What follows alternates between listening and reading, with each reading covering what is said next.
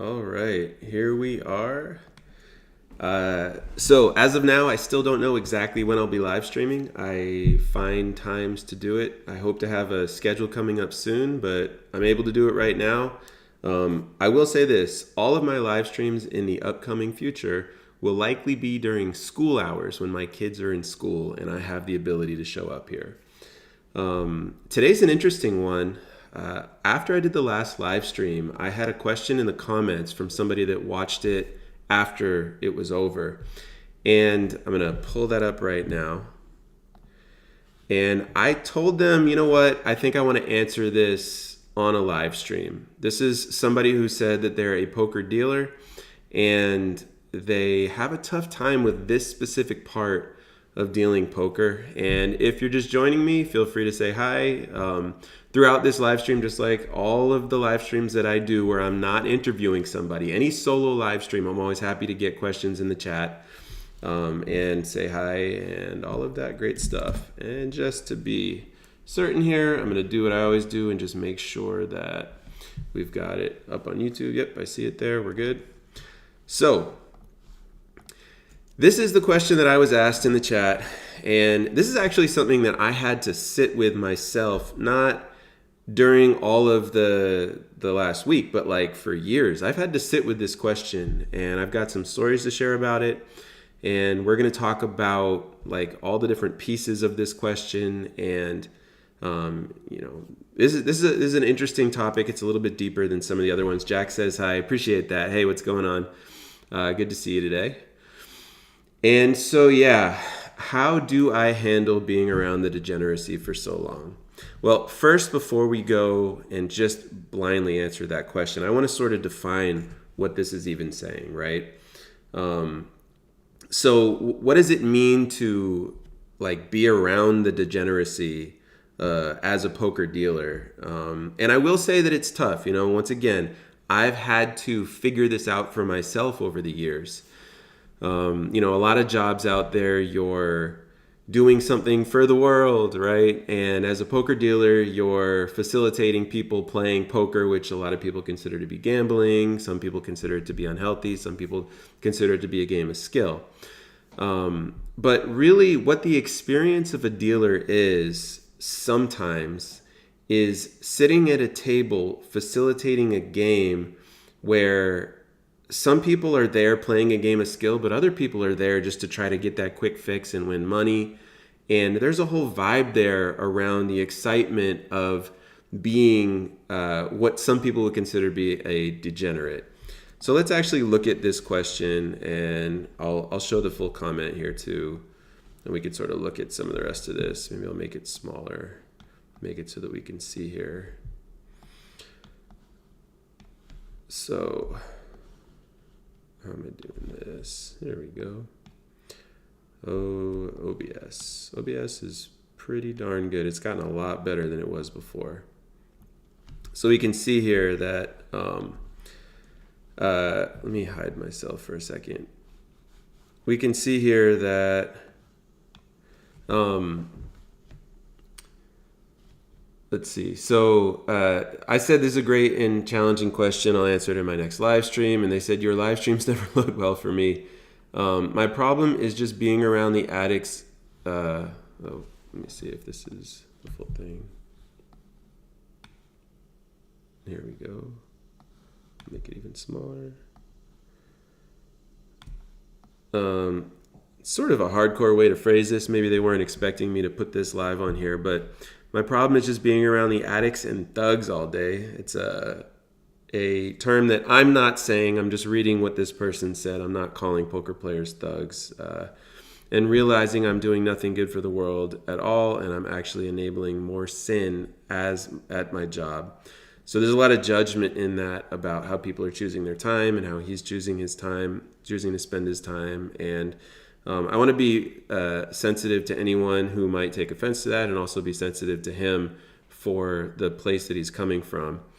And then there was a follow-up comment that I didn't even see until like an hour ago, where it says, shouldn't you be out hunting squirrels or checking your tomatoes or something? Do you hold this type of vitriol, I don't know what that means, for NFL refs also? context tells us what that means. People like to play the game of poker. Poker needs a ref. He provides value. In the same way you judge others, you will be judged. So there's a lot of hardcore feelings around this, right?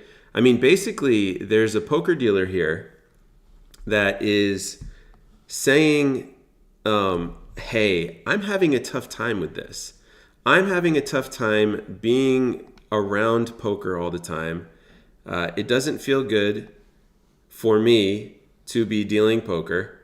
And because of the nature of what some of the people are like at a poker table, where they sort of behave outside of how society wants people to behave. And it's interesting, like people that have more and more and more and more money aren't necessarily more and more and more sophisticated at the core for what he's talking about. So, I understand. So, yeah. By the way, if you comment on my channel, your comments might end up here. So beware, you might end up being judged by others for the comments that are on my channel.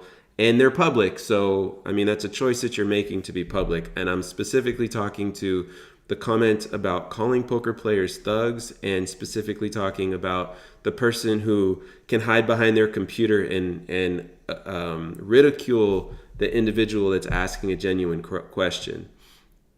You end up getting a little bit of a blast here. So, all right, I feel like I'm being wordy and I want to just get to the point. All right, first of all, some people do go to play poker and they play a game of skill where they're trying to make money off of other people.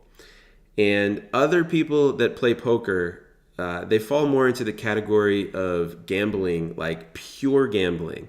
I've had debates with lots of people in the industry about what poker is, and a lot of people say, oh, it's a game of skill and therefore it should be regulated as a game of skill and all this stuff. And I have a tough time with that conversation and that argument, because it's more of how it can be used.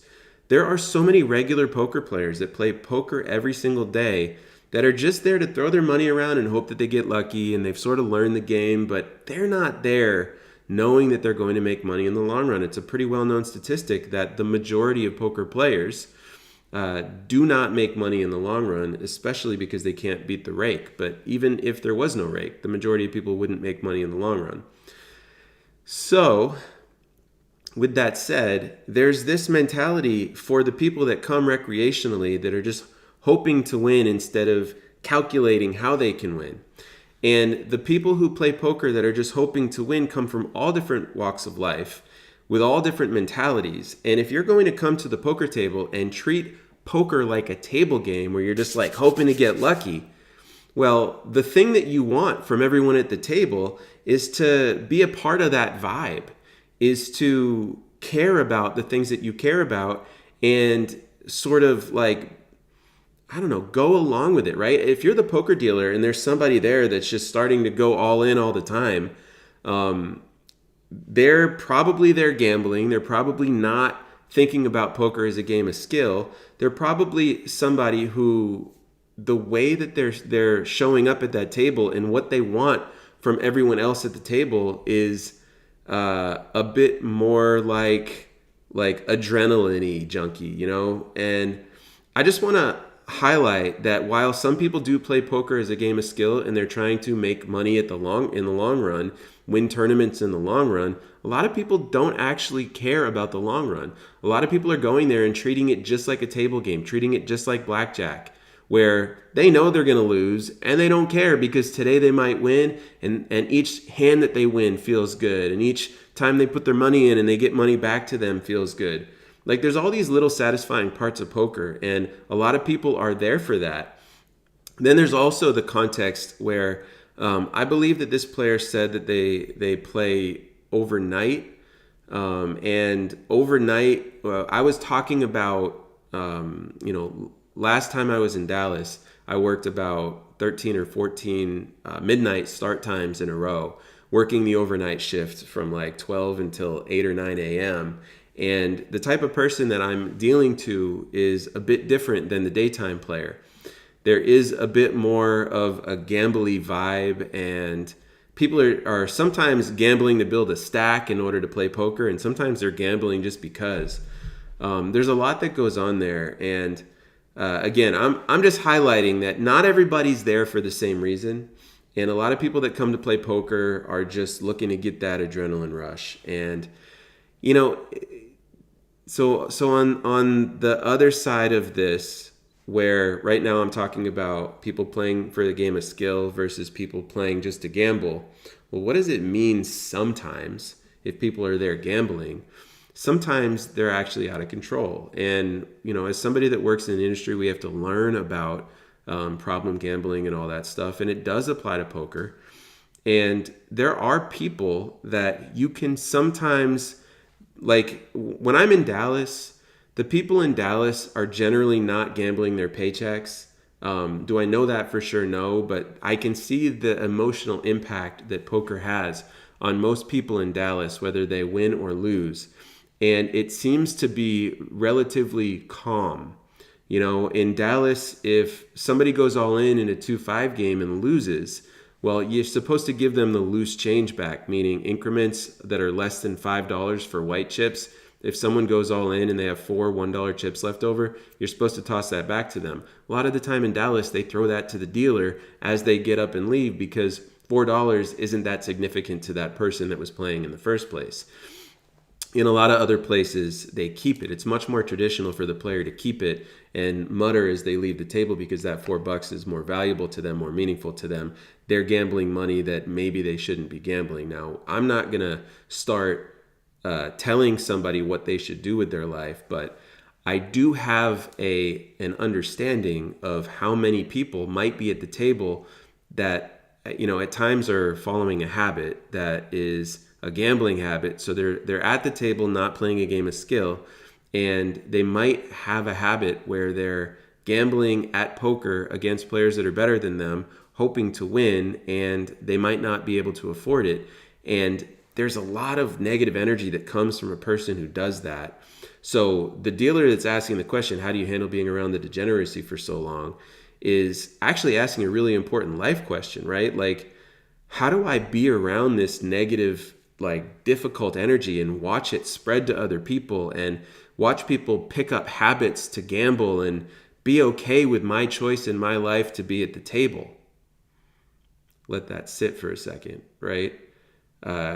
There's a real component to dealing poker where you do have to be around this. And to take it even further, a lot of the time as the dealer, you're expected to build that vibe. You're expected to have conversations about sports betting and, the over under and what would you put your money on. And, you don't want to give people strategy advice at the poker table in the middle of a hand. But if someone's asking you, do you think that do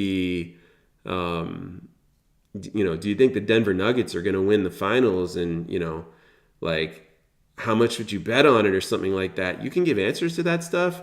And if you're stuffy and off-putting in those moments, well, it's actually going to affect your tips. The other players at the table want that person to feel good about this part of gambling. They want that person to feel good, and that person wants to feel good about it.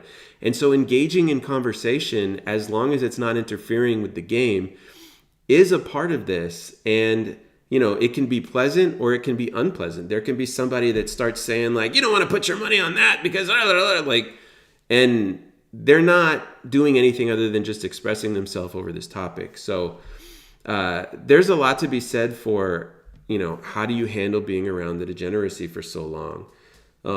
People start going all in blind. The player next to you might show the dealer his cards, and it's both sort of frowned upon in cash. In tournament, you're not allowed to. As a dealer in tournament, you stop that. In a cash game, when that happens, you just sort of go with it, right? You're encouraging and being around the degeneracy, right? And also you're making it fun for the player.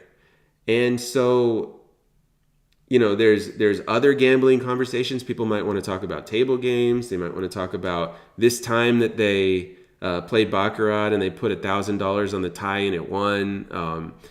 All these conversations, if you just absolutely don't care at all, it's weird because you're sort of supposed to care and you have to be respectful about it. And then other people might talk about it, and, you know, they can talk about going to strip clubs. They can talk about going to other casinos. They can talk about all this stuff. And you're watching people spend their time like this moment after moment after moment. So I just want to properly honor the question and sort of give some insight into it. And it's interesting, like I've dealt really high stakes games and I was absolutely expected to care.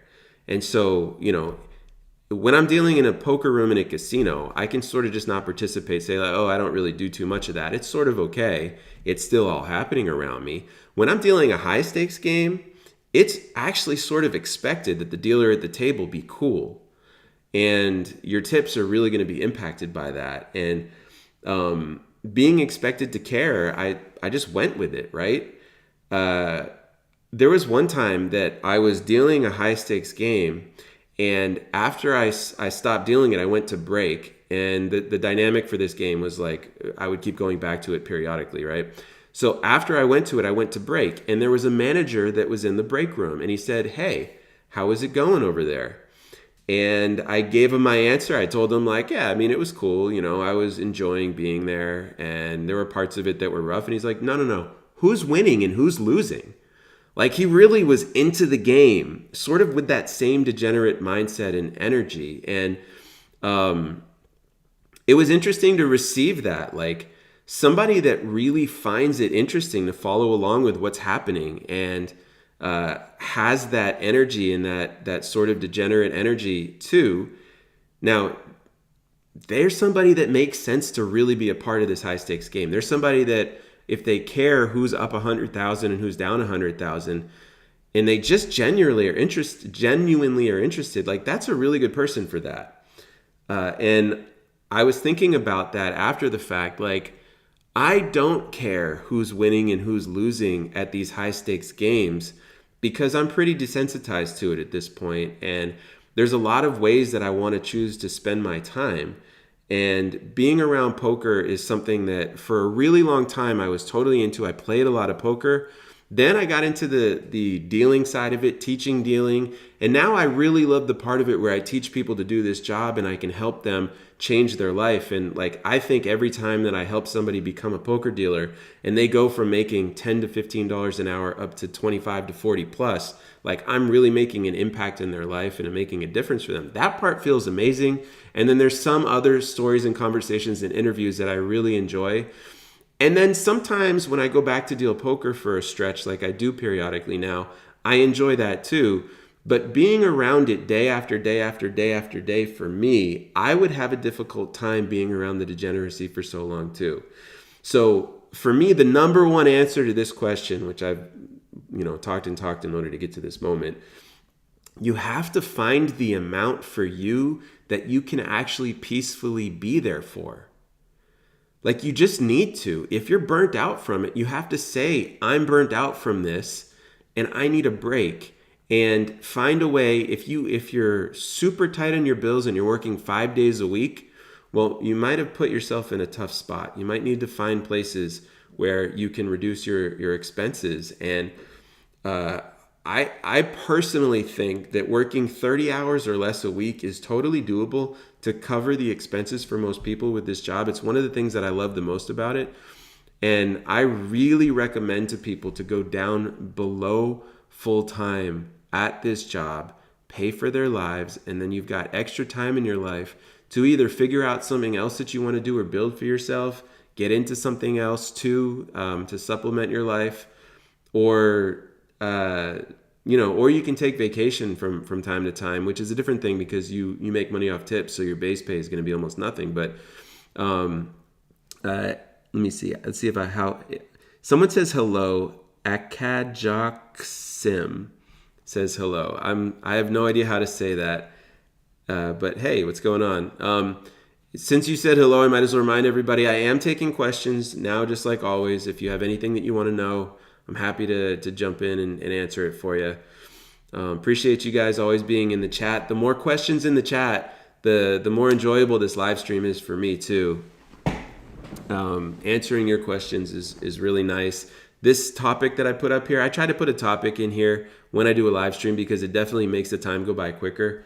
But yeah, ask me whatever you guys want. Say hey, and always nice having you guys here. So getting back to the answer for how do you handle being around the degeneracy for so long, like finding the amount of time you can peacefully be there for. If you need to sort of unwind a little bit, give yourself some time away. And I understand that money can be tight, and I try to tell people that dealing poker is a job that you can do, especially if you're younger, where you don't need all of your time tied up in order to pay for your life. Like, do a little math, right? If you're making $25 an hour and you're working 60 hours a week, you can often live off of that. I know that things have gotten more expensive in different places, but 25 is really the minimum. Let's see. I put a comment on your hand raking video. Can I hit a straight with ace 2 3 4 5 in Texas Hold'em? I answered your comment, and the answer is yes. An ace can be considered low for a straight, and in short deck where there's no deuces through fives, they remove those cards. In short deck, it's also still a straight if it goes ace 6 7 8 9. DJ Red Light Tamale says, very profound discussion. Thank you, True Poker Dealer. Appreciate that comment. You're welcome. So yeah, I mean, this is like an internal struggle for some people, and the simple truth is you're there for the money if you're dealing poker, right? There is a live stream that I once did where the focus of a poker pro was becoming a poker dealer to get better as a poker player. I mean, that is true, but most people that are dealing poker are doing it so that they can make money. So if you don't need as much money in your life, you don't need to be at the poker table as much, and find that balance or build that balance for yourself so that you're not relying on it. You can have a full-time job, and I know people that do this. You can have a full-time job that has nothing to do with dealing poker, and you can deal poker 1 or 2 days a week. You can deal poker 3 or 4 days a week. You can deal poker 2 days a week and live off of it if you let yourself work enough hours in those 2 days. There's a lot of different ways to get by nowadays, and you really have to ask yourself, how long can I comfortably be here? How long can I put on this mask, right? Where I pretend to care about the stuff that other people care about, or maybe I really do care about it, right? It's a lot of it's like just being nice to the people that are spending their time choosing to come to the casino and spend their money, either in rake or in paying time, and they're choosing to be there to try to play a game that they want to be there. A lot of poker players also, and this is an important point, if you get underneath the reason why poker players come to play poker, some of them come to play poker because they're lonely. And it's a bit blunt for me to say it that way, and it's a bit more complex than this, but realistically, if you think about it, you are guaranteed social interaction at a poker table if you want it. And it can be really nice to just go and get that social interaction. And if you know how to play poker, if you're a break-even player, if you want to just mess around sometimes and you want to take it serious sometimes, you get to talk to people. You're not at home alone with no ability to talk to anybody. You're not trying to figure out, like, how do I go out in this world and start talking to somebody, right? Like, what are you going to do? Go to the grocery store and just start up a random conversation? It's sort of weird to do stuff like that. A poker table is a place where you can go and spend your time. And as a poker dealer, the person that's there for social interaction, because they're going to get guaranteed social interaction, might be choosing to talk to you. You might see them as degenerate, but they're also human. There are ways with that context to sort of dive in a bit more. Thank you to the Ace to 5 question. By the way, I'm looking to host a home poker tournament with 7 players because I'm trying to get that feeling of what it approximately feels like to be in a casino. That's awesome. That would be cool. I think that's a great thing to do. Before I ever worked in casinos, I did that at my house too. I think I got up to 3 tables. I can't even imagine what I used for tables back then, by the way. Man, I think I had like paper cards that might have had all kinds of unintentional markings on them. I think I had these like little plastic chips, and I think I had just some event type folding tables that we just played poker on, probably with no felt back in the day. This is like So I started working in casinos in '07. I started playing poker. This must have been like 2002 that I was doing this thing you're talking about. I'm excited for you. And if you, like, I actually built a lot of my Texas Hold'em course so that somebody who's trying to do something at home is able to learn everything that they need in order to be at home. So that's cool. I'm excited for you. That's exactly what I have. Yeah, that makes sense. I do recommend that you go to like a Joann Fabric or order a little felt on Amazon and a little bit of padding underneath it, like shelf liner or something. It just makes it a lot easier, but that would be my recommendation. It's also how I recommend people to learn and train. True Power says, how long will it take to become a proficient dealer if you know the game? Let's see. So if you know the game already, I'm assuming you mean as a player. I know people that have taken my course on YouTube and learned in about 3 weeks because they knew most of the rules, so it was just watching it through once. The most challenging part, if you know the game but you've never actually tried to deal, is teaching yourself the mechanics. And also, I just want to caution you, knowing the game as a player and knowing the game as a dealer are two totally different things. There are a lot of very detailed rules that as a poker dealer, you're ultimately responsible to know perfectly, right? Every single time something comes up, that's your responsibility. You can't sort of know it. You have to completely know it. But that familiarity as a player really knocks out a lot of the time. And it also makes it easier for you to show up and deal once you're trained. So most of it's just learning the mechanics and then sort of like listening to the rules and then practicing with the mechanics at a table where you're dealing with people or something like that.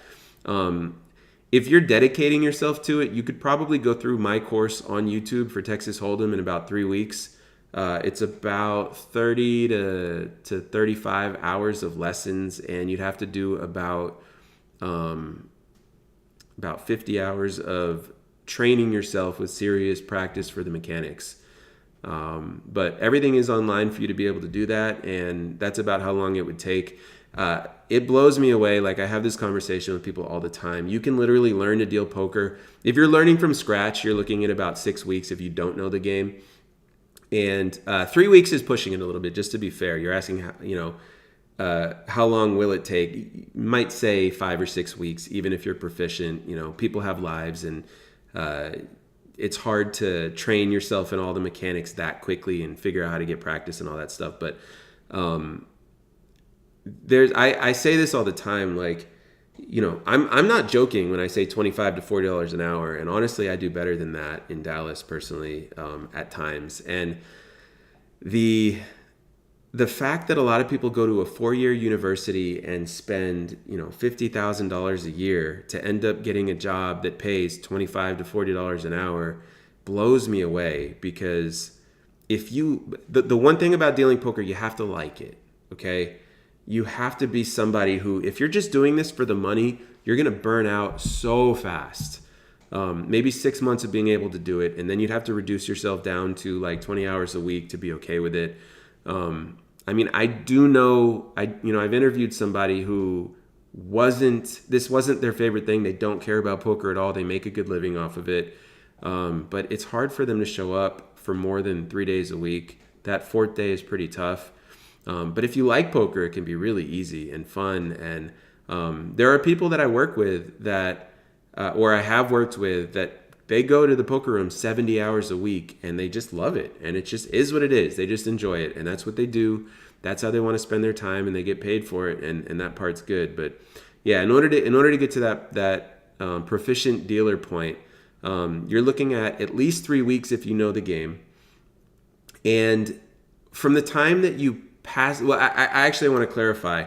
That's at least 3 weeks if you know the game and you know it well. Could be as much as 6 weeks, not much more than 8 weeks. If you're spending 20 hours a week, you should be fine in about 8 weeks if you're really dedicated to it. And then there's also the whole thing. That's really to pass the audition to get the job. Once you start dealing poker in a poker room, it's about 6 months to get good. So I guess your question is proficient. I don't know exactly what you're asking. If you're asking about passing an audition, or if you're saying to be able to be at the table and sort of be chill and relaxed at the job and not have to figure out how to train yourself on more stuff. About 6 months at the job, working at least 25 hours a week, and then it sort of becomes easier and more second nature and more chill. And yeah, I mean, when I go to deal poker nowadays, I don't have to think about anything before I get into the box. The box is the dealer chair. I don't have to think about anything before I get there. I just show up. Even if I haven't dealt for like 2 months, I just sit down and start dealing without having to think about anything. And that point can take a bit longer to get to, but even after 6 months, you might be at that point. I appreciate these questions, guys. It makes the time fly by. It makes the live stream fun for me. And I think that people like listening to this. Getting back to the question at hand that's at the top of the screen here. What I just had said was, find the amount that you can peacefully be there for. Another piece of how to handle being around the degeneracy for so long is to reconnect to your reason for being there. I've got notes. I thought about this a little bit. I was like, I'm going to be a little prepared for this. So what is your reason for being there in the first place? If you can stay connected to that, maybe even if your reason for being there in the first place is to make money, well, maybe what you do is you set goals for yourself and you think about those goals more while you're there. I mean, the truth is you are facilitating a game. I'm not trying to give a person a philosophical reason for going from I'm doing something that's not good for society to I'm doing something that's good for society. You're doing something that's good for you, right? You're making yourself able to pay for your bills by dealing poker. And so whatever your reason for being there is, I suggest that you reconnect to it. I suggest that you give yourself a authentic connection with yourself. And if you're there because you have to, maybe you dive into yourself and figure out a way to be there because you want to, right? Like there's this whole thing that I learned. I went to a thing called Connection Camp, which is like an adult camp, and it was a fascinating experience. I've done it 2 times. The last time I went was 2019. There was this workshop there where they were having us sort of experience ourselves and think about the concepts of forgiveness and gratitude. And I noticed that when they were focused on gratitude, I didn't have a whole lot of that in my life. I hadn't worked with the feeling of just appreciating things that support me and let me live in a way where I really like. And since then, in 2019, I've really worked on that a lot. There's a lot to feel appreciative for. The way that players give you money after you push them a pot.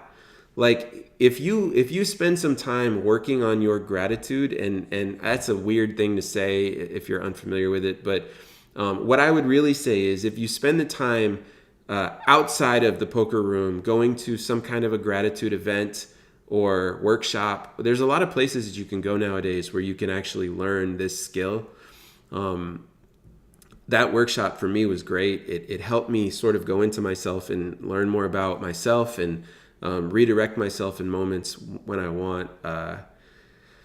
So I think that's a major one. But the real thing I'm trying to say is reconnect to your reason for being there. If your reason for being there is money, you can definitely think about that and start appreciating the fact that you're able to get it doing this. Once you're trained to it, doing this relatively good job. I understand that you maybe feel forced to continue to do this. Maybe you've built a life where you need this money, or maybe you didn't have the money you needed before you did this job and now you do. Well, maybe you can appreciate that job in that way. And I'm not telling you that you should appreciate it and therefore do it. I'm trying to give you a suggestion for a way to connect to yourself that feels good. If you can't do it, don't keep trying. Don't force yourself to feel appreciative. It's never going to work. And don't let anyone's judgment be the motivation for you to feel appreciative. It's only if you can find a way to naturally do it that does feel good for you, is this going to be valuable to you. True Powers says, passing auditions is the focus of why he was asking that question. How long will it take to become a proficient dealer if you know the game? And then 6 months to feel good about the job. I mean, I would say a lot of people feel good about being a poker dealer pretty quickly. It's really easy to feel good because you just get money, right? Like you're getting paid right away. It's more like 6 months to just relax and show up for work. It's more like 6 months to be like, oh, my pitch feels good now. I can shuffle really nicely now. I know what I'm doing here all the time. You feel good once you get the job and you start getting those paychecks, or if you get cash after every shift, you feel good when you collect that cash. But 6 months until it's like much more second nature and you're better at it. Do you get bored sometimes since you're doing this job for so long? I mean, do you think like, oh, I need a break? I do get bored dealing poker sometimes when I'm sitting there and doing it. I have basically created a practice around sort of meditating while I'm dealing. I actually did a live stream with somebody a couple of years ago who is sort of known as the poker monk, which I enjoyed. And in the live stream, he was suggesting that I try meditating while I'm pitching out the cards. And what I found is that it's too hard for me to meditate during that moment.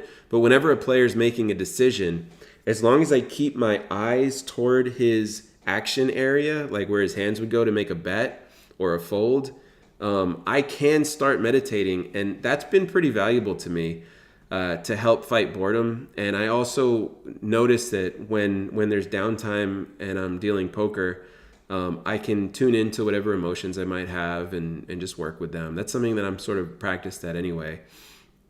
But do I feel like I need a break? The number one reason for me that I feel like I would ever want to take a break from dealing poker is if my body's tired from it. This question about how do you handle being around the degeneracy for so long doesn't point at the other side of the experience of dealing poker, where there's burnout, where your back can get tired, your shoulders get tired, pitching gets tired. Like, I've dealt as many as 70 hours a week or more, and that's a long week. And I haven't done it very often because it has this like enormous physical toll. So also, after you reach that 6 month point and you're better at dealing poker and there's less that you have to think about, you can start figuring out how to have little conversations here and there, and enjoy the fact that you're at a table with 9 other people. You have to be really careful not to interfere with the game of poker. It takes time and experience to know how to do that without negatively affecting anybody. And there are dealers out there that will have conversation and it affects the game, and I really don't like that. But I'm not telling you to do that. I'm just saying, like, there's a lot that you can do. But also, yeah, sometimes I do want to take a break just mentally. Actually, one other thing that you can do to handle being around the degeneracy for so long, or to handle just being in customer service, like as a poker dealer, you're expected to communicate a certain way. And something that I do is I either host or go to authentic relating events to recharge, such as something called circling. If you've never heard of circling, man, is that a practice that is powerful to recharge you from that feeling of having to have, like, not be yourself. Like, as a poker dealer at the table, I can't say what I think a lot of the time. As a poker player, you can say what you think just about all the time, as long as you're sort of within range where you're not being hostile to other people or cheating at the game or breaking those rules. There's so much freedom as a poker player to be at the table and say things you want and all that stuff. As a dealer, you sort of got to stay in the box of customer service, right? Like, I can't tell people what's going on for me. If people are trying to involve me in their conversation, I have to be respectful of the fact that they might not want the player that they're playing against to realize that they're being inauthentic with them just because they're trying to get their money. Like, there's all this stuff that happens that I'm like, it can be hard. Like, I can be at a table full of poker players, and there's moments when I can be myself, but I remember before I learned how to do that at a poker table, like, I had this face on all the time, and I was being this person, and I felt lonely being around people all the time. And that's why, personally, I say, like, you can go to authentic relating events like circling in order to connect to other people. It's an amazing recharge. And I actually have one that I'm running. Let me throw this in the chat. I don't know if this will go in the chat, but we'll see what happens when I try to post this in there. Yeah, they don't. Oh, it did work. I don't actually know. Can you guys tell me if this link ended up in the chat? This is the type of thing, I'll throw this together sometimes. I'm just starting out this stuff. I've been in and around the authentic relating world for a very long time.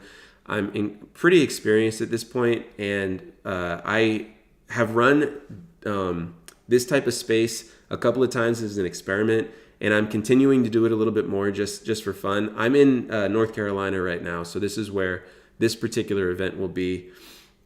But if you can find these types of things in your area, I mean, circling or authentic relating events recharge me so much for this job.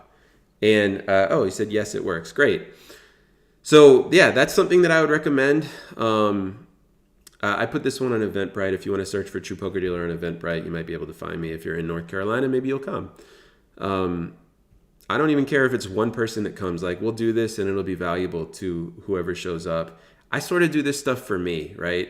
It's a really nice way to recharge myself, and it feels like a break from being either alone or with people where I feel like I can't be myself.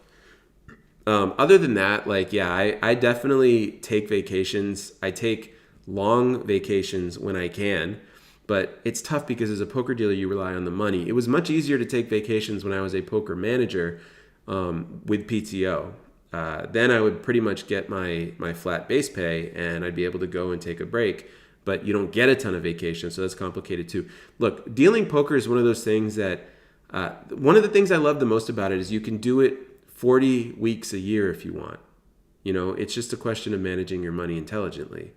I think that it's really available to take breaks, but honestly, I don't know the person who asked this question about the degeneracy for so long. I don't know how available it is for them to not make this money. I don't know what they're trying to pay for in their life. Building your life in a way where you don't have to work as much as a poker dealer is valuable. I always try to encourage poker dealers to work like 25 to 30 hours a week.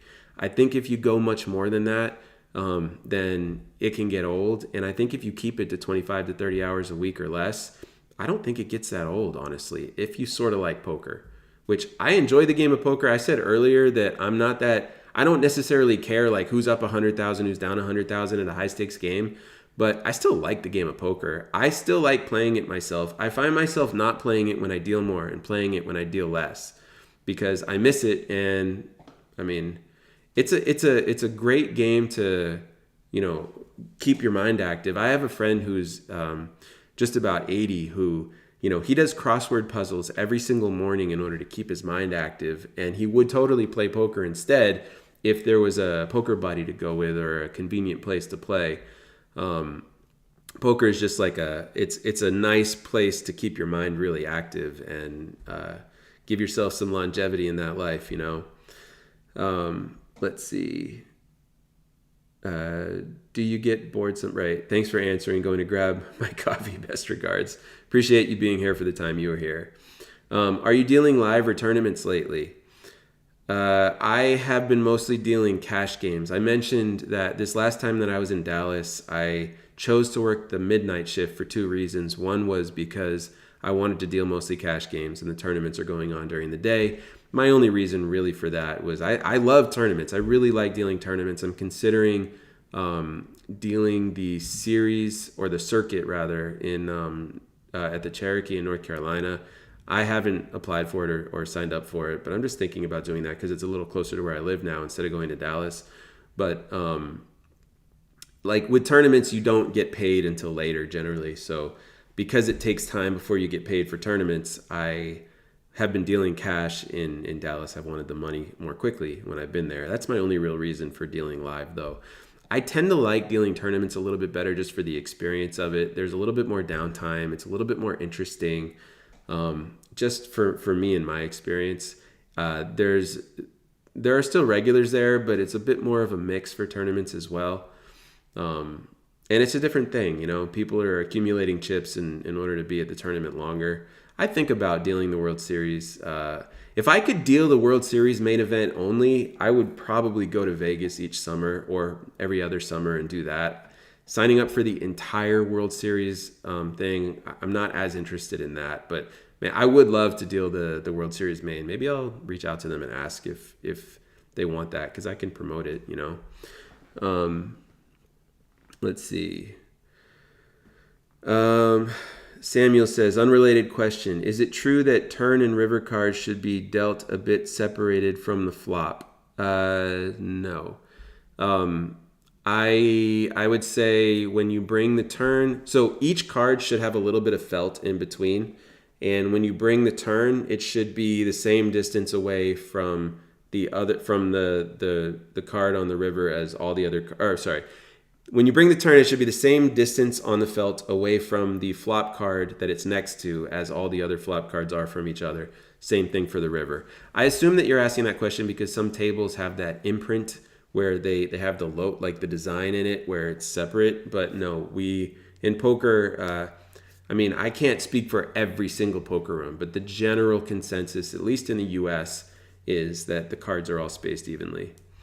I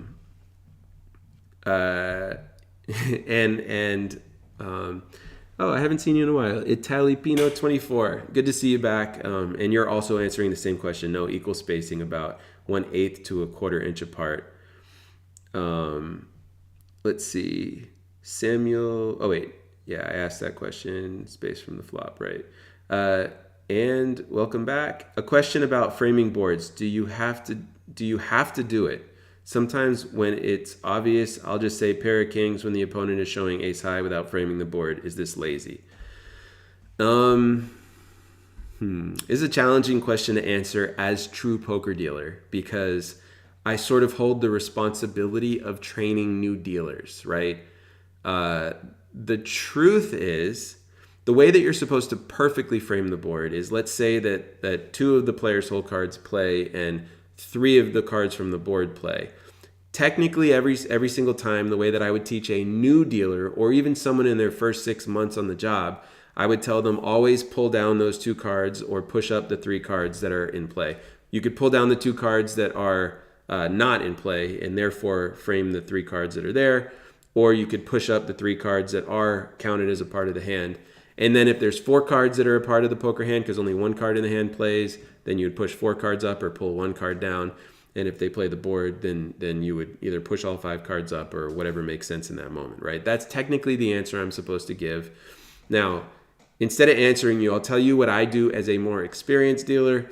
If a pair of kings is the winning hand, meaning 1 king in their hand and their kicker or whatever, and another player has a weaker pair such as 10s, I will somewhat regularly just push the king up.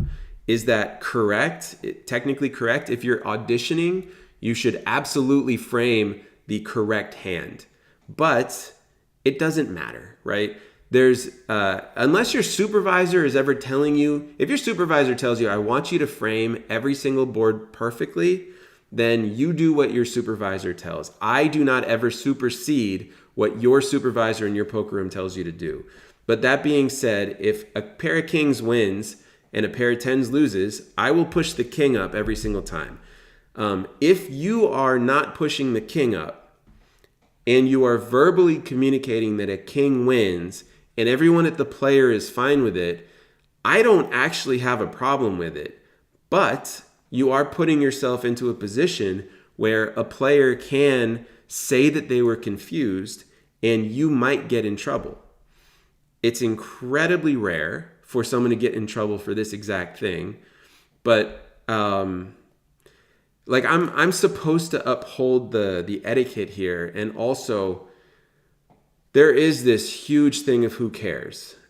But it's tough for me to just say like it's not being lazy. Like, there's a stage of being a poker dealer from the time that you start up until 6 months to a year. I've kept saying 6 months in this, but it might actually be a year for some people, where they don't really get what's going on at the table.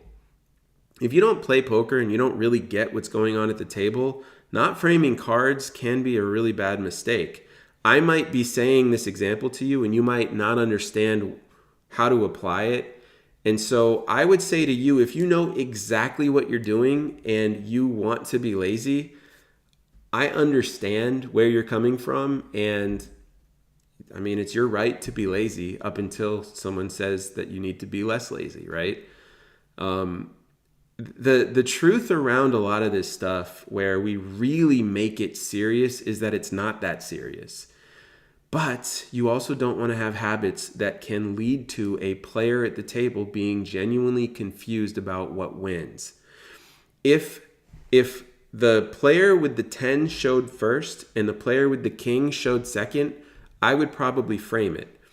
If the players are sitting right next to each other and it's incredibly clear that someone has a king, I would probably still frame it. I tend to frame the hand whenever there's downtime, meaning at the showdown someone's not sure. I probably don't frame every hand if it's just like someone shows a king and the other person mucks. I don't need to stop everything that I'm doing in that moment. There's no one else that has cards in this example, right? Two players at the showdown. One shows a king, the other one mucks instantly. Well, I don't need to frame it then. I don't need to stop everything to frame it then. Maybe that's what you're asking about. So yeah. Let me see. It says, "Eyed the board. Is it all vague?" If the board is at all vague, I definitely frame. Yeah, I mean it's circumstantial is the simplest thing, and also you as the dealer, the real responsibility that you have. Okay, we teach these rules because they protect the real responsibility. The real responsibility that you have as a dealer is to make sure that it's clear to the players at the showdown what wins, right? When I say the real responsibility of the dealer, I mean at the showdown. It is your job when someone tables their hand properly from that moment on to make it clear what wins. And so if it's clear in your judgment, then it's clear in your judgment and you sort of put yourself at risk for someone to get you in trouble. But if it's not clear in your judgment, then you have the responsibility of doing your technical job in order to make it clear. And if it is clear in your judgment and you're wrong, and you don't do your technical job, you're at risk. If you're 100% sure that there's nothing to worry about, who am I to tell you that you're doing it wrong? It's not that big a deal. Like, people get so bent out of shape about certain things, and I don't care about those things. That being said, if you're in a poker room where it matters because it's been a huge focus for everybody there, frame the board, experienced dealers, inexperienced dealers alike, well, maybe you should be framing the board, you know? Appreciate the question. And just to go along with the rest of these, also, I don't frame when only one hand has been tabled. I don't frame until at least one more player tables their hand, as to not read the board for the players that should be reading it themselves. That one's actually debatable. I haven't gotten a clear answer from the WSOP or the TDA on that, and it's interesting. Like, there's written rules in the World Series rules that say you're supposed to wait. I think it flows better as a poker dealer if the moment that a player tables their hand, you do frame it. And I've sort of debated this with people. I don't think it's violating one player per hand at that point, and I think it just the game is just smoother when you don't have that awkward downtime. That being said, if you work at a poker room where everyone is used to not like no dealer framing any board until more than one player is tabled, well, if you work in that room, then what you're saying makes sense. But I don't think it matters. A player's choosing to table their hand. You are then making it clear what they have. They could choose to show in the order that's required at showdown if they have an issue with this. I think that it's actually aiding the game and speeding things up. And once a hand is tabled, it is technically everyone's responsibility to know what that is, and the cards do speak for themselves. I don't have a problem showing it, framing the board at that point. Just speeds things up. Like, if you think about all the time that's killed by dealers that don't do that, I mean, it feels like a lot. Also, more to that point, if there is a straight on the board and first player to show table's pocket aces emphatically, hoping the other player doesn't see the board straight, do you say straight? Or playing the board, I sit quiet until a second hand is tabled, then I say straight. You can talk about showdown and announcing hands and when to announce and when not to. Like, what if there's 6 players that have cards and 2 people show down? Like, why is it violating this thing when two people show down. If one person shows their hand and there's 6 people that have cards, and the thing that we're trying to do is prevent unfairly participating in what the hand is. Why is it that when a second player shows down, we're not violating that same thing? Like, that's why I say just do it right away. However, you asked the right question with your example of being a straight on the board.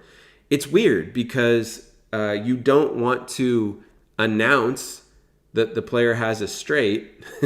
You want the player's hand. Like, the thing that I do, there's not a perfect rule for this. There's not a perfect practice for this. I say that because it's like so many different mentalities about something like this. The thing that I do is I just let it be what it is. Just like you said, I don't really say anything. And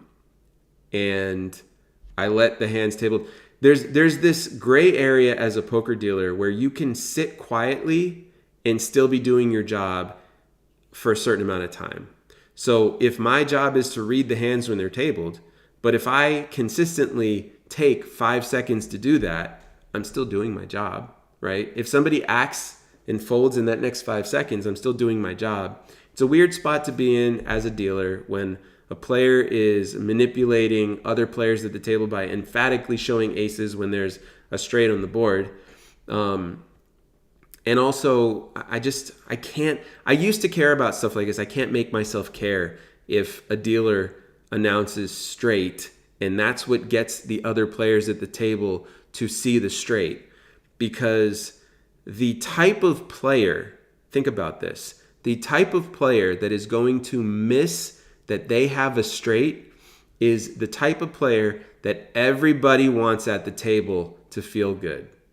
That's not the money that you're trying to get from that player. You're trying to put yourself in situations against the player that doesn't realize they have a straight on the board, where you're getting money off them. If the type of money you're trying to get from that player is the cheap, like really like dirty, manipulating the showdown tactics, I don't really care that much about that.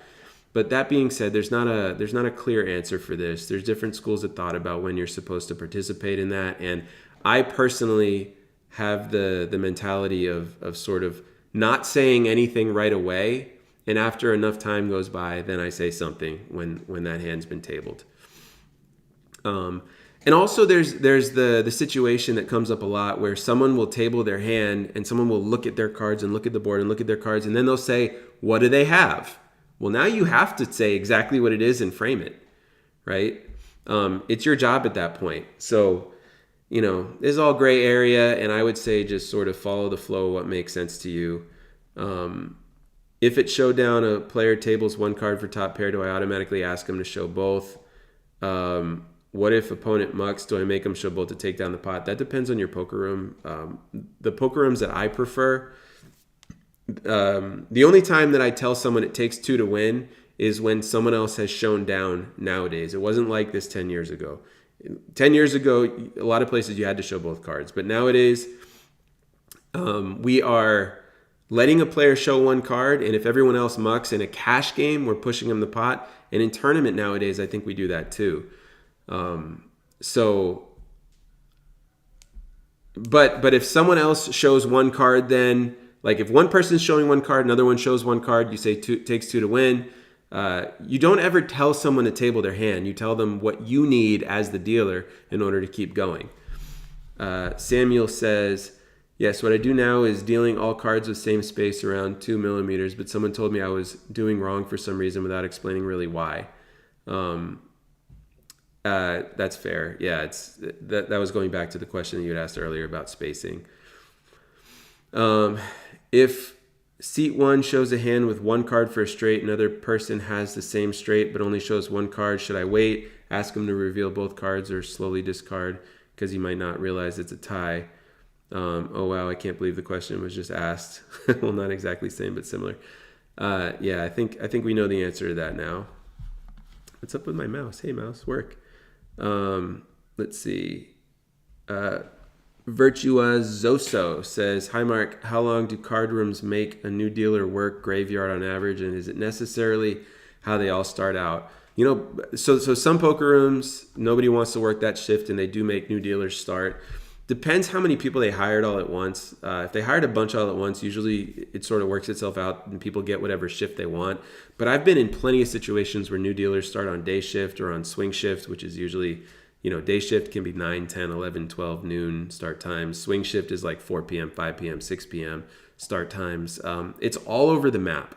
If you do get yourself into a situation where you start on grave on the overnight shift, you'll probably be stuck there about 6 months to a year at a lot of places. But nowadays there is more turnover than there used to be. And so you find yourself not being at the bottom of the totem pole for that long, more so nowadays. But I would say just stick it out and just go with it if you can. And yeah, it lasts a little bit. But no, it's not guaranteed that you're going to have to do that. I would actually put it at less than 50% that you have to start on grave. Let's see. If seat 1 shows a hand with 2 cards first, well, you made a correction, Samuel. I'm a little bit confused at what you were asking. Joni Tibaldi says, in my opinion, after action is over in that hand, making it clear what hand someone has, it doesn't violate one player to hand unless we consider deceiving like a poker skill. Yeah, I mean, it's just, I'm sort of trying to represent all the different thoughts that, like, schools of thought from managers in the industry. So if you're asking what my opinion is, and this is not me teaching what you should do, if you're asking what my opinion is when someone tables a hand, you can just frame it. If they table a hand like aces and there's a straight on the board, I just wait like 5 seconds.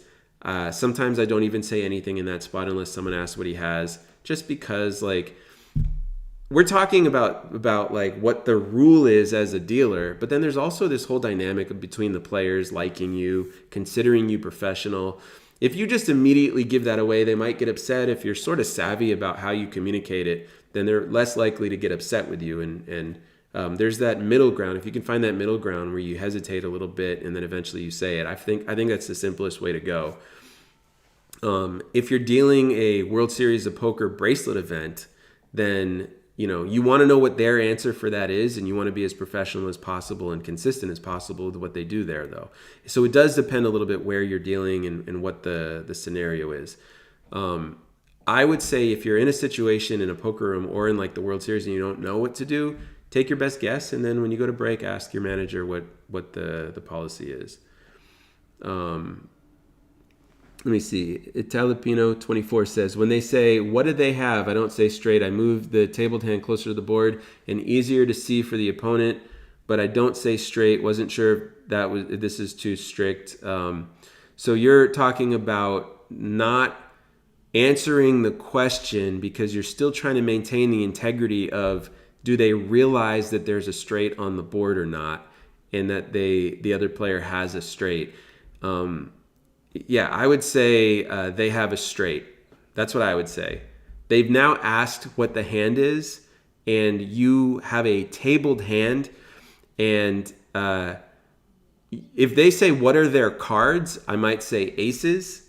If they say, what do they have? I would say they have a straight.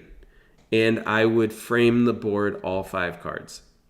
What I would not do is I would not say that they're playing the board. I would say the hand that they have. I understand bringing the cards closer to the board and letting them see it. I think once you're at that point, you just say what they have. Samuel says, in my casino, they told me that if someone shows only 1 card, I wait quiet and slowly muck his cards looking at him. So if he doesn't say anything, he lost the pot. Even clearly, if it's a tie or win. Talking about one player showing 2 cards and the other only 1. Yeah, it's a spot that we all hate as dealers. We hate being in that situation. And also, yeah, that's about right, except, so here's the challenge. We don't want to alert somebody to the fact that they might actually, have a chop pot or win. We don't want to tell them to show their other card.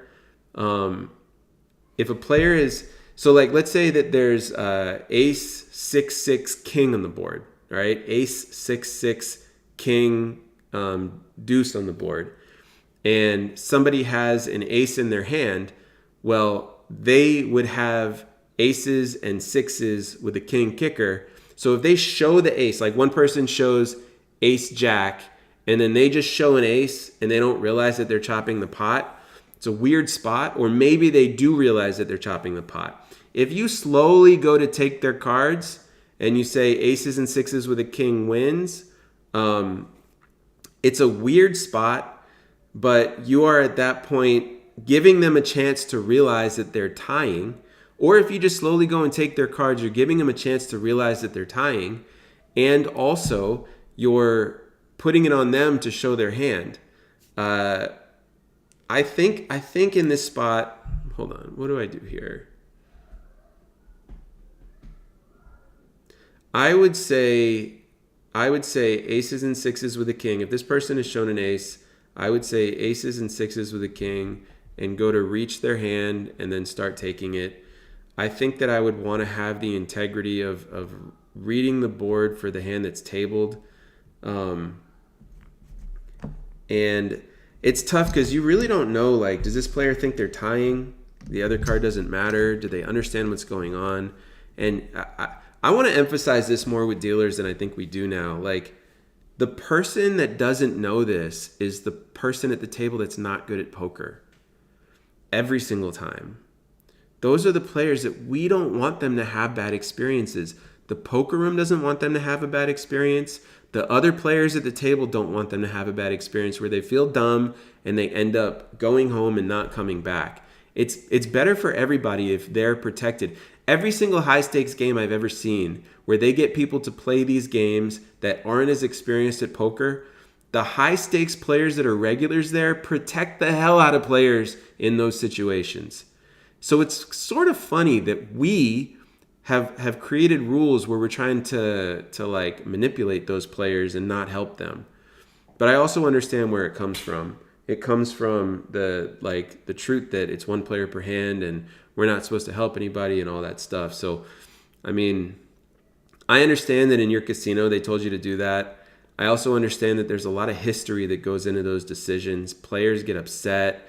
The poker room ends up responding to upset players with, this is our rule, this is how we do it.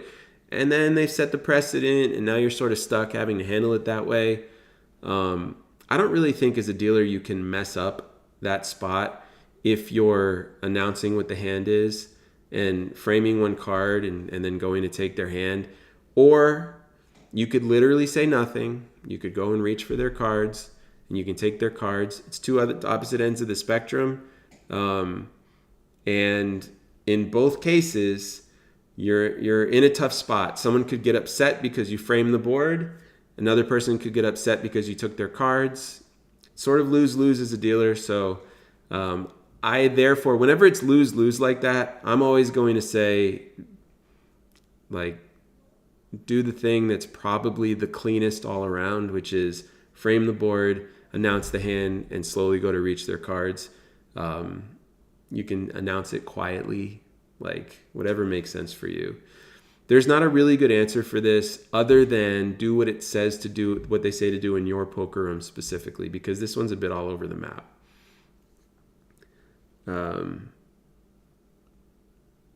Also, I think it's important to say, like, the way that you learn how to deal poker in the beginning is often what your emotions are connected to. So like you said, I just say straight immediately when the first hand is tabled. Or if I just say straight immediately when the first hand is tabled, it feels weird to me to do that.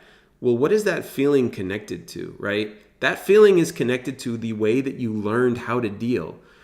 It's also connected to the expectations of the players that you learn how to deal to.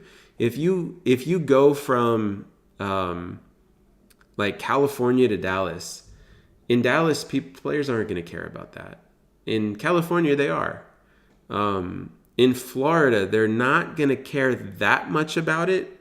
In Vegas, they are. In Florida, there's other stuff going on at the table that's like, the players are more like looking to blame the dealer for stuff. Like, it's just a lot of stuff. This is a complex one, but I think it's important to like realize why you feel weird, right? What is that feeling really connected to? Is it does it feel weird because of some like natural human thing, or does it actually feel weird because of the way that you learn what integrity is there? I personally like the school of thought when dealing poker where you protect the, how do I say this? You protect the experience of the player that is there with the more recreational attitude. Like you want the players to be okay coming back. And I don't know, if a hardcore pro gets super upset because they tabled their hand and you framed the board and you announced that it was two pair aces and sixes with a king, and then you slowly go to muck the other person's hand and they realize it, I think that's less of a problem than the player that realizes I would have tied because someone else at the table tells them that, and then they feel stupid and bad and they don't want to come back and play. It's complicated though. I don't have a perfect answer. I can tell you for me, I'm literally never worried about what my choice is in that moment because you can defend every single angle of this as a dealer. And in every single case, you can just say, oh, I thought I was supposed to do that. If your supervisor tells you, oh, I thought I was supposed to do that, they tell you what to do, and then you adjust. Being a dealer is not that hard, right? Oh, I'm sorry. I thought I was doing it correctly. No, you weren't. Oh, okay. I'll do it your way next. It's so simple as a dealer. Actually, that's the number one piece of advice to go with. Like, oh, I'm sorry. I thought I was doing it right is all you have to say. And your life is simple as a dealer. Let's see. Virtua Zoso says, interesting. Thank you. You're welcome. Tip for dealer or only shared by all employees? In general, I can't speak for every poker room, but in general, in a poker room, the tip goes to the dealer. Sometimes there's a tip out where maybe 10% of the money that goes to the dealer goes and gets shared among the people that are a part of that. But typically the money is just for the dealer. Shouldn't you say jack high straight or whatever highest card of the straight is to? Yeah, so technically, if there's a straight on the board, you're supposed to say jack high straight or ace high straight or whatever it is, right? If you're going to say anything. That middle ground would be to say straight, right? The middle ground would be to say straight, where as the dealer, you're doing your job, right? Like there's a lot of cover your ass in this moment as a dealer, honestly, right? Like how do you properly show up in this situation and run this game? It does feel sort of wrong to say jack high straight when one player tables their hand and six other people at the table are waiting, like with cards and trying to figure out what they have. The cleanest way to deal this moment is to let someone table their hand, let some time go by, someone else tables their hand, someone else tables their hand, and eventually say whatever it is you're going to say. Jack high straight is the most perfect way to say it if the jack is the highest card. If you say straight, it's not that big a deal. Like I said, the one thing that you would not say is playing the board. To me, that's the part of it that actually crosses that line. And yeah, these are just tough spots to be in. And also they come up all the time. The actual tough spot to be in is when there's a player that has built an expectation because he's been told how a dealer is supposed to do it, and he made a mistake one time a while ago and it cost him half the pot, and now the dealer does it differently than he was told it was supposed to be done, and it cost him more of the pot from his perspective. Those are the things that are just annoying and difficult to deal with, and you run into that, and I feel like I want to say to sort of let go of worrying about all that stuff too much, and just have your way of handling it that feels right to you. And if ever it comes up, your supervisor will correct you. If you're a brand new dealer coming to deal for the first time and you want to know what to do here, I would say when a player tables their hand, you frame the board. I think that's the simplest thing to say to a new dealer. And if you're dealing like the World Series, they might have a slightly different rule. They might tell you to wait until all hands have been tabled, but I don't think that's right. I think it's so brutal. Like you just waste so much time doing that every single time. Samuel says, I've been dealing for quite a lot of years, but Looks like there are so many weird situations I don't have a clear answer, and that makes me feel bad because I'm used to knowing my job very well. Yeah, well, I mean, you sort of run into these things, and let's see what to say here. There's a lot of nuance in dealing poker, and you as a dealer have to make a lot of decisions, and you sort of just build your instincts to do one thing, and until you're told otherwise, you do it that way.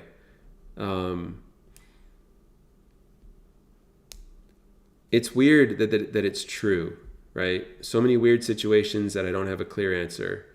And it's a tough spot because if you go to your supervisor and you get an answer, now there's this weird thing where you went to them, asked them, and if you don't like their answer and it's not that big a deal, you have to, do what they say. And now you're in this spot where you're not dealing in a way you like. Probably the best way to do this for a poker dealer is to bring it up in the break room to other poker dealers. Ask them what they do, and just whatever the consensus is in your room is probably the safest way to do it. In Omaha, a player can ask what the pot is. I can answer them, and they can bet any amount after that, right? Well, you're saying Omaha. I assume you're meaning pot limit. In any pot limit game, so in pot limit games, because you can be dealing limit Omaha, for example. In any pot limit games, a player can ask you two different things in general, like across the industry of poker. They can ask you, number one, how much money is in the pot, meaning how much money is in the location of the pot. And I've run into this 2 times when I was dealing the overnight shift. I'll tell you a weird spot that I got into where I thought I didn't need to know how much was in the pot, and then I got asked a question. I'm like, oh crap, I forgot that I need to know the pot right here. It's like I remembered and then I forgot. So they can ask you how much money has been dragged into the middle and in that area that we call the pot. And they can also ask you the question, how much would it be for me to bet the pot, right?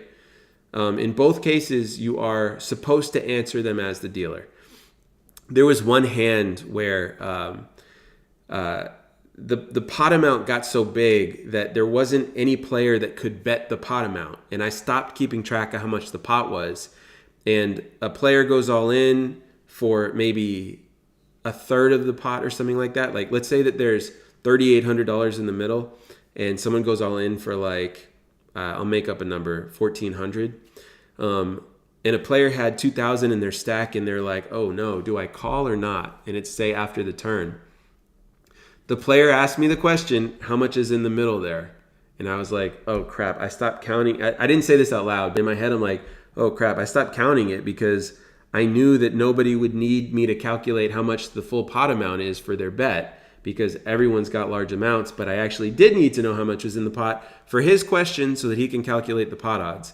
So yeah, anytime somebody asks that, you are required to answer them in pot limit games. Let's see. Quasi Homestead says, awesome, thanks, man. Your videos helped me pass my audition earlier this year, working my 3rd or 4th WSOP circuit stop in November. Appreciate you saying that, and happy that you got to get this job, and that's really cool. Samuel said, one weird thing that happens to me, not sure if you have this feelings too, when I deal some cash games that are boring to me, I deal really slow.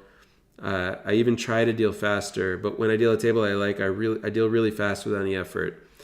Let me see. So I deal at a pretty good speed when I'm bored, and I do deal a little bit faster when the game's really good. And it is sort of natural. Yeah, I can relate to that. I would never say I deal slow, though. And I would suggest speeding yourself up quicker than slow at all times, if possible. Yeah, that is something that sort of happens. I think for me, I deal faster in the really good games. Either a game that's more interesting or a game that where they're tipping a lot, I deal faster. Sort of a pride thing. I think I want them to think highly of me. I'm noticing that I have that feeling. It's interesting to admit that, but it feels true.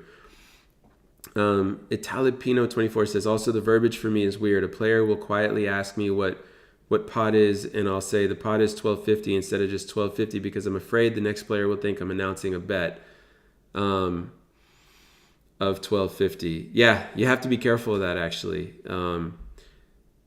Yeah, you want, as a dealer, your communication can impact the game. So you want to be absolutely clear that a player asked that question and you're answering how much it is. The amount of the pot is 1250 is a good way to do it. You can say 1250. I mean, that is within range. If you think someone might be confused, then you would probably add more words for clarification. Samuel says maybe it's just a psychological thing, but I don't know. But it happens to me every day. I deal fast tables, slow others. Even cards are good in both cases, and it's not like a bit faster. I'd say it's almost twice faster. Yeah, for me, it's never twice as fast. That is not my experience. Riff Raff Games, Degens for life. Was just thinking about you. Appreciate that. Good to see you here. And I want you to know, Riff Raff, tips make me deal faster. You said also. I want you to know that a lot of people in Dallas are using your app that you made. What is it called? Oh my God, I forget what it's called. Riff Raff, what's the name of the app that you made that helps people read hands? People really like it in Dallas. Something about Mixed Nuts. That's what it's called.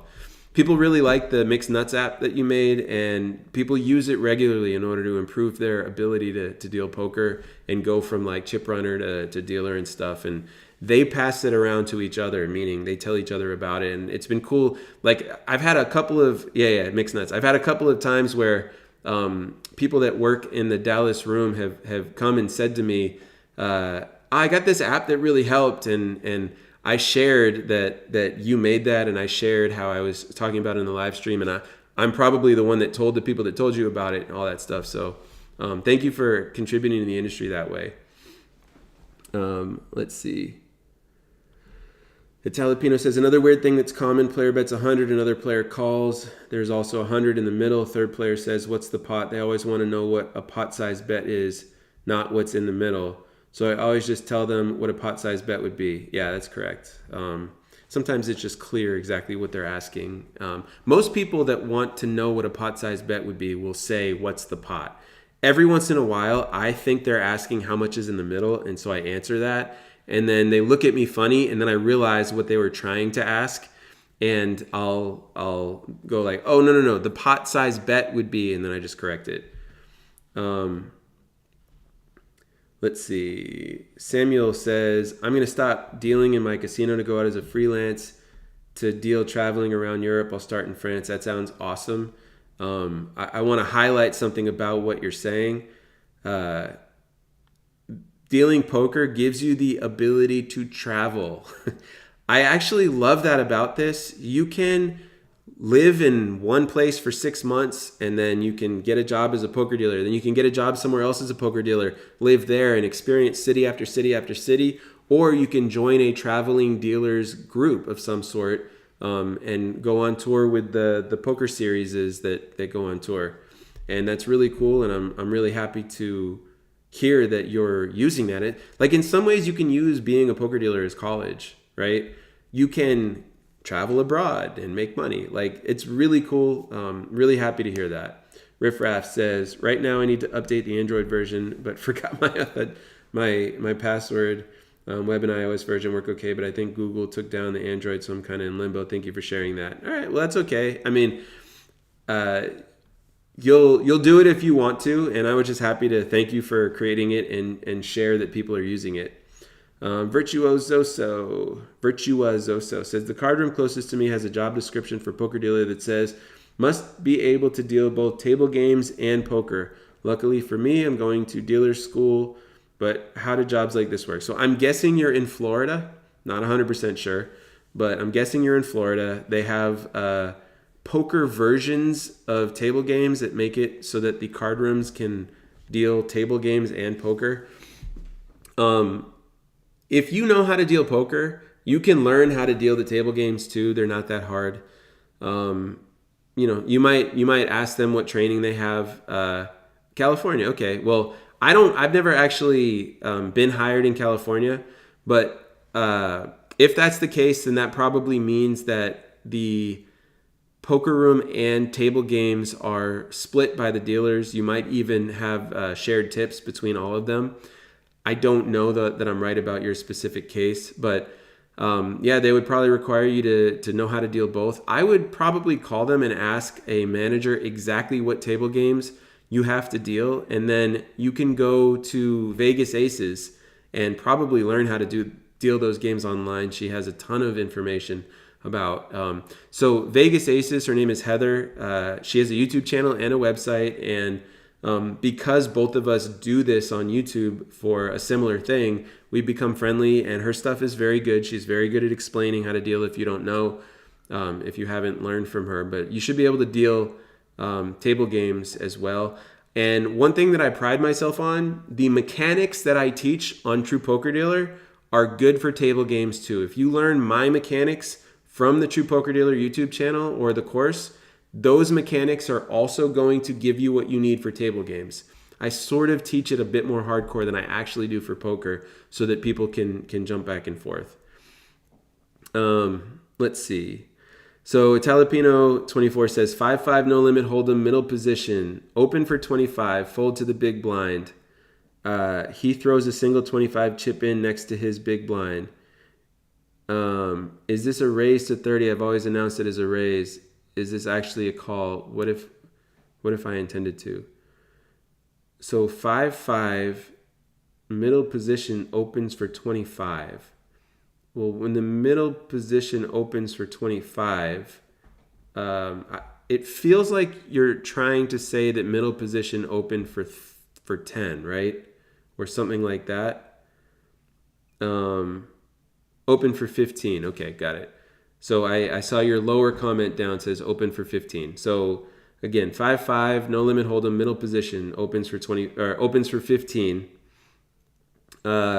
Fold to the big blind. He throws a single 25 chip in next to his big blind. Is this a raise to 30? I've always announced it as a raise. Is it actually a call?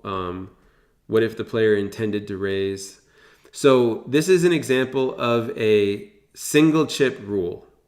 With a single chip, if a player has a blind out there or even a straddle out there that is not enough to cover the call and they throw one oversized chip into the pot, that is supposed to be a call.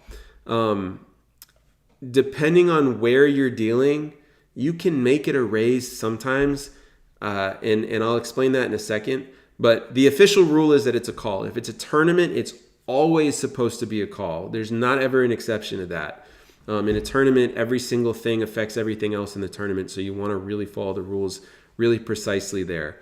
If it's a chill 5-5 game and nobody cares about stuff like this, and you're in a casino where people aren't sticklers, and you say raise, I mean, is it a big deal? Like, the player can be like, oh, I was just calling, and then you're like, oh, I'm sorry, it's a call.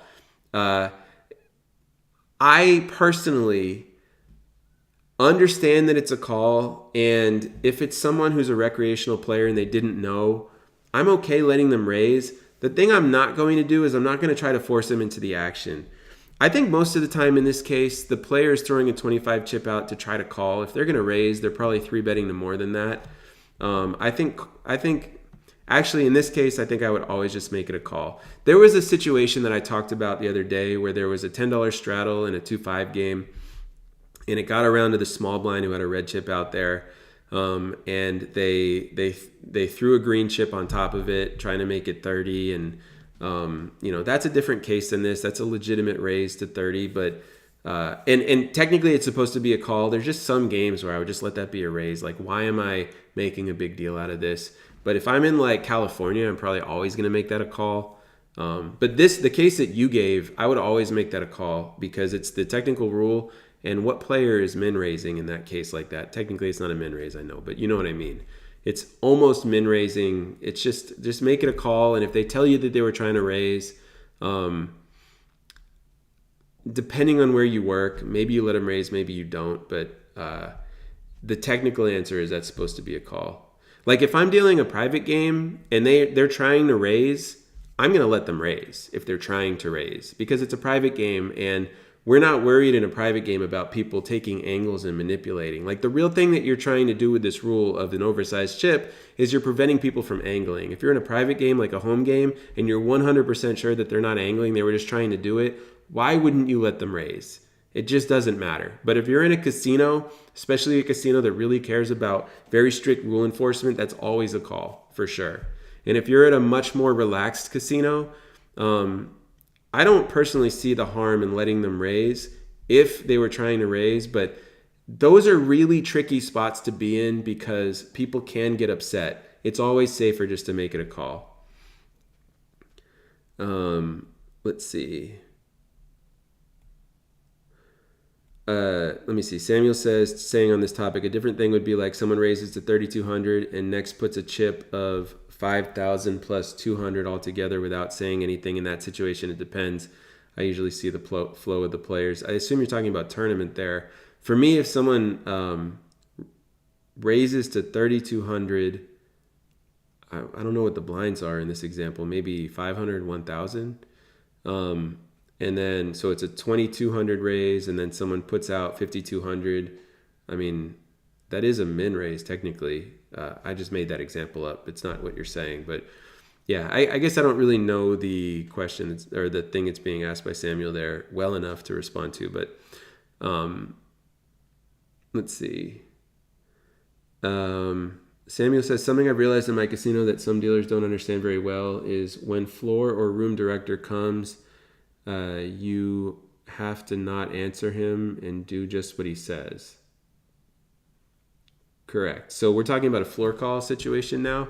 When there's a floor call situation in your poker room, somebody in a supervisor's at the table, and they give you an instruction, you do the thing that they say 100% of the time. You do not speak back to them. You do not question them. You just do what your supervisor says.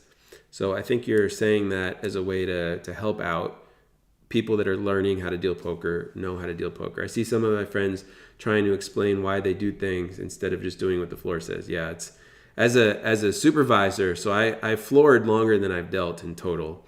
And as a supervisor, when I go to handle a floor call and a dealer is not doing the thing that I say, I literally stop them and I say, I need you to do exactly what I'm saying right now. Right? Something like that. Like I just get very factual and like I might if they're talking to another player, I might tell them, talk to me and only me right now. Like whatever it is that's appropriate for that moment. And something I learned was when the floor comes, just answer his question and be quiet. Yes. When a supervisor comes to a table and they ask you a direct question such as how much was this player's bet, the absolute last thing that they want is for you to explain the entire history of everything that happened in that moment to lead to that bet or anything that's not their question. Like I've had to say, I need you to answer my question the way I'm asking it. How much was this player's bet? Right? And I try to keep I don't say, I need you to, right? You don't want to yell at the dealer. And I also don't want to be like, come on, man, answer my question. Like I'm not asking for you to do the thing I'm saying as a supervisor. I'm telling you right now, I need you to do what I'm telling you to do. Let's see. Talipino 24 says, so sounds like I can err on the side of intent if he threw like 100 chip on there. Yeah, this is always a private game, all ideal. Yeah, if you're dealing a private game, just like do whatever the player actually is trying to do there. Anytime you're dealing a private game, you don't need to take it that serious and enforce a hardcore rule that's meant to cover certain scenarios. Like if someone throws a black chip on there, like what you can do is you can say call, right? Like, I mean, look, I'm going to be vulnerable right now and admit something that I've done at the tables when I've dealt poker over the years. So if I think a player's raising and they're just throwing one chip out there, I can say raise. If they're sitting next to me or something, I can say raise. And if it's a raise, they're going to not say anything, right? If another player says he didn't say anything, I can say like, oh, I thought I heard him say raise. And it can sort of turn into that where they're like, oh, I didn't hear it, right?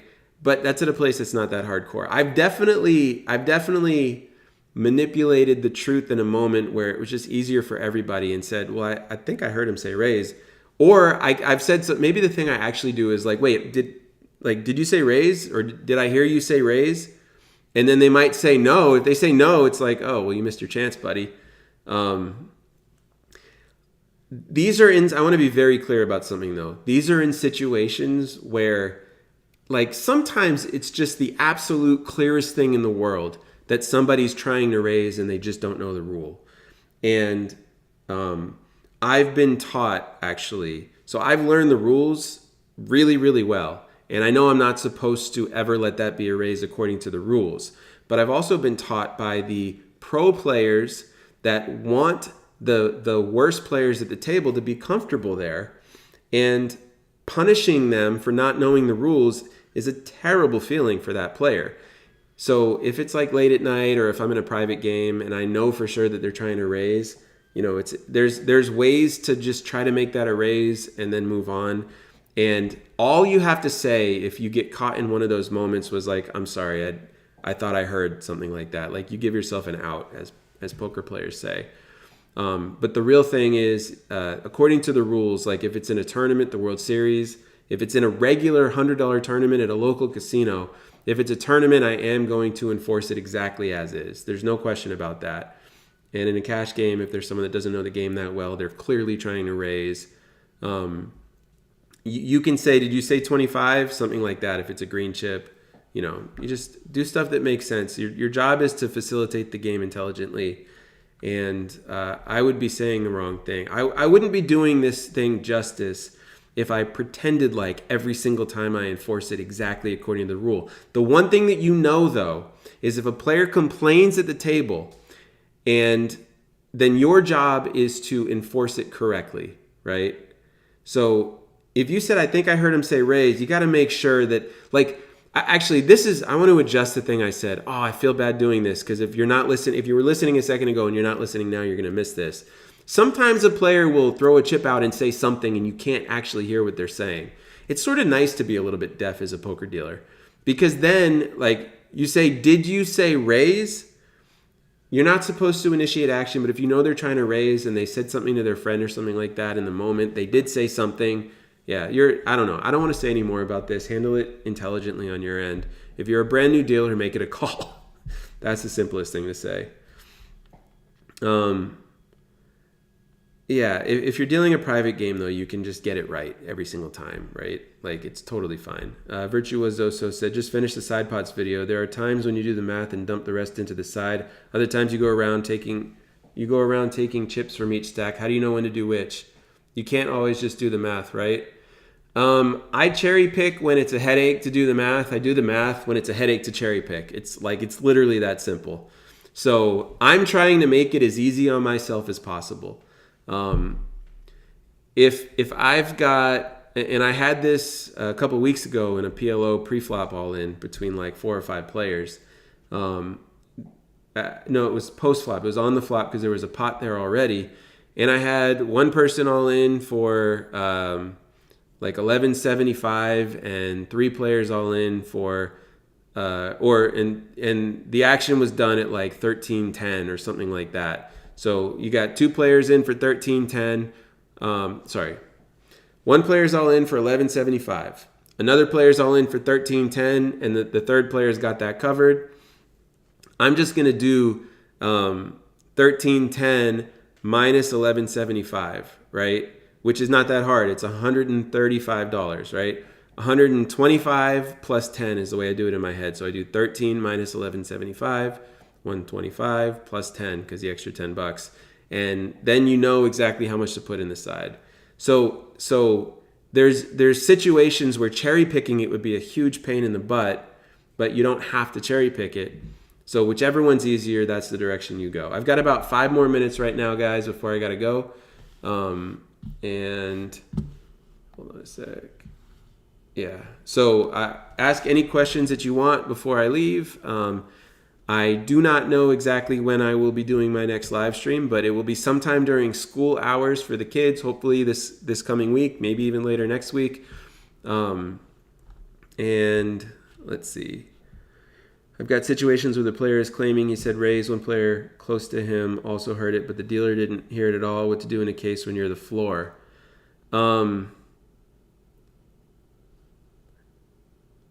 So as a supervisor, I need way more information to tell you what I would do, but I would tell you as a supervisor, your job in a floor call is to literally be a detective. You need to find out what happened to the best of your ability, and honor the integrity of that moment as best you can. If you're in a situation where you really can't figure out what happened and you've got multiple people claiming different things, you just do your best.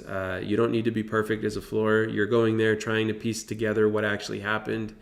And if there's no clear answer to what happened, you explain, well, I can't know exactly what happened here, so maybe you give the player the benefit of the doubt or something like that. Kev Boss says, I use Deaf Dealer tactics daily. Yeah, you know what I'm talking about then. Karina says, hey, what's going on? Good to see you here. I'm back live streaming again, as you can see. Riff Raff says, hope all is well with the kids. Glad I was able to catch the end of this. We'll catch up sometime. Sounds good, man. Always good seeing you. So let's see. Do I feel complete for everything? Just to sort of wrap this up, right? We talked about this topic here for this live stream. How do you handle being around the degeneracy for so long? I just want to cover this real quick. Figure out what I said a bunch of stuff and defined it, but ultimately you got to figure out the amount you can peacefully be there for. Reconnect to your reason for being there. And I highly recommend going to authentic relating events to recharge. I put a link for an event that I actually host that does this, where people can really regenerate, and I think it's really valuable to do. And if you live in the North Carolina area and you want to join me, feel free. That'd be fun to see you. Jahoni says, that's all the info you're given. 2 players saying he said raise. All others in the dealer haven't heard it. Isn't the player responsible to make his actions clear? Should that raise be allowed in a tournament scenario? Okay, hold on. Let me go into this mindset for what you're talking about. As a supervisor, I get to the table. So it's still not enough information, because I'm going to evaluate, well, what happened after that chip went in when the player says he said raise. Did every single person, is there substantial action? There's an assumption when people ask about a floor call that the type of information that's being asked about here is enough for a supervisor to go off of. In a real floor call, you can literally make a read off of every single player. You can evaluate if you think someone does or does not have integrity. You can get a recap from the dealer. The dealer might be saying they didn't hear it. They might be saying it absolutely was not said. All of these little details go into making the determination. There is no such thing as that's all the info you're given. There's no such thing as that. The answer to this specific thing is going to be different every single time I come to the table, and it's going to depend on all the other information. There's no cut and dry rule. There's no such thing as a floor call that's in a vacuum like this where I don't have any more information. As a supervisor, I have the ability to go into detective mode and find out stuff from the other people at the table. I have the ability to learn more about what's going on, and I totally hear what you're saying. I know the thing you want me to say. You want me to say, if a supervisor can't figure out anything beyond this, what do you do? But it's always nuanced and subtle every single time. If I believe that the player said raise, I'm probably going to allow it to be a raise if, this is as a supervisor, if there wasn't substantial action or something else that makes it so that the player should not have, if the player needed to speak up, if it was clear that somebody put money in that was a different amount and they didn't say anything, there's all these factors to it. It's just, well, if there's been 3 more actions after it and they were calls, if there's 3 more actions, then that's going to be substantial action. So then the call amount stands unless the player spoke up. Yeah, there's a lot to this. Let me see, Virtuoso. By the way, I said I'm leaving in 5 minutes, and what that means is ask all your final questions and we'll wrap up. So what you guys are doing is great, and thank you for asking these final questions. Does the oversized chip rule always supersede the over 50% raise rule, i.e. if player 1 raises to 13 in a 1-2 no limit game, next to 26, then the third throws in 2 greens, is it a call? So technically that would be a call. And also if the player, technically in most poker rooms, I should say, I can't say 100% of rooms because not every single place uses like TDA rules, for instance, but TDA rules in this case are pretty clear. 25 is not enough to make the call. Therefore, the second green chip is the calling chip, is the oversized chip. Technically, that's a call. It's one of those spots, though, where is it a big deal if as soon as you say the word call, they say, oh, I was raising? Like if they have exactly 2 green chips and they have a whole bunch of other chips, I mean, as a dealer, you can just say raise and then realize that it's supposed to be a call if someone speaks up. But technically, it's a call, yes. That's a raise. Virtue as 39 would be a min raise. He put 2 chips out totaling 50. I'm sure there's a better example that would answer your question. So technically, at Talipino in TDA rules, that would be a call because 1 chip on its own is not enough to make a call. The second chip becomes an oversized chip rule. And there's a lot of poker rooms that don't even think about that or consider that. I personally, if I'm looking at it go from 13 to 26, and then somebody throws out 2 green chips, it like if you're in a room where your hands are tied, then you can make it a call or do whatever your room says. Some rooms might not have the same oversized chip rule as TDA, but in like I don't know, like is it that big a deal if you say raise to 50 and then realize that it's just a call? I don't think it's that big a deal. I also don't think it's that big a deal if you say call because that's the rule. I think that it's good to know what the technical rule is here in case a player complains at the table. And as a dealer, you can just go with the flow. I mean, actually, this is the absolute perfect type of example for this because we've got a clearly experienced dealer at the table that says that would be a raise, 39 would be the min raise. He put 2 chips out. Oh, snap, you're right. I feel like I'm always announcing raise there if that's the intent. It's not that big a deal. Like you're not giving away too much information if you say that it's a raise there and then get corrected. But in tournament, it's a call. In tournament, you follow the exact rule every time. Let's see. Joni says, question that got raised in Brazil's TDA this year. Well, yeah, if it's a tournament, then it's a call. Absolutely. Every single time, especially if it's TDA. In a tournament, unfortunately, the players need to be booby-trapped because of how much it affects and impacts in the tournament. I mean, maybe you'll find a floor when a player just starts like steaming at them who will understand that it's a raise, but I think that's the wrong call. I think that has to be a call every single time. Just to be clear, when you're in a 100-person tournament, because everyone's playing down to the final table, every single decision at every single table affects the entire tournament. In a cash game, it's not the same. So in a tournament, you really do want to follow the rules strictly because it affects everything thereafter. And the players have more responsibility to learn the rules in tournament. Let's see.